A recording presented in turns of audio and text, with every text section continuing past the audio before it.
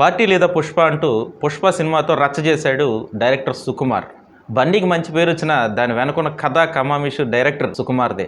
ఒక కాకినాడ పట్టణం, ఒక పల్లెటూరు గ్రామం నుంచి, అంటే కోనసీమలో ఒక పల్లెటూరు నుంచి వచ్చినటువంటి సుకుమారు ఇప్పుడు భాగ్యనగరంలో భాగ్యవంతుడిగా మారాడా అనిపిస్తుంది. ఎందుకంటే ఐటీ దాడులు జరుగుతుంటే చాలామంది సుకుమార్ ఇంటిపై ఐటీ దాడులను ఆశ్చర్యంగా చూస్తున్నారు.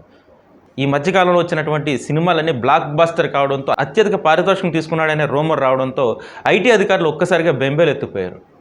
ఈ తరుణంలో సుకుమార్ ఇంటి మీద పూర్తి స్థాయిలో సోదాలు చేస్తున్నారు ఐటీ శాఖ అధికారులు. ఇంతవరకు బాగానే ఉంది. సుకుమార్ అభిమానించే కాపు సామాజిక వర్గం ప్రజల్లో చాలామంది నాయకులు ఈ మధ్య చాలా ఆనందం వ్యక్తం చేస్తున్నారు. సుకుమార్ ఇంటిపై ఐటీ దాడులు ఏమిటని. అంటే ఐటీ దాడులు జరగడం పట్ల హర్షం వ్యక్తం చేయడం ఏంటి, నిజంగానే హర్షం వ్యక్తం చేస్తున్నారు.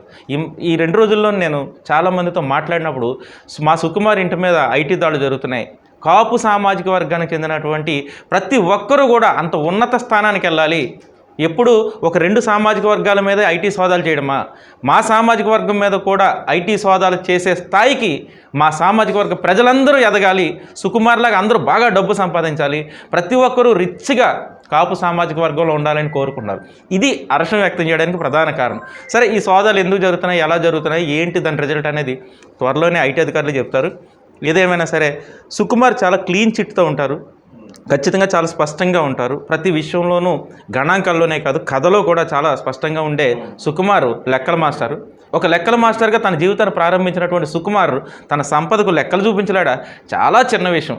వాట్ ఎవర్ మేబీ, సుకుమార్ అంత ఉన్నత స్థానంలో ఆర్థికంగా సంపన్నుడు కావడం పట్ల కాపు సామాజిక వర్గానికి చెందినటువంటి నాయకులందరూ ఆనందం వ్యక్తం చేస్తున్నారు. కాపు అనే ప్రతి ఒక్కరు కూడా ఆ స్థాయికి వెళ్ళాలి, సంపాదించే ఉన్నత స్థానంలో ఉండాలని కోరుకుంటున్నారు.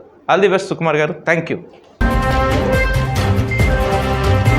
Please subscribe our channel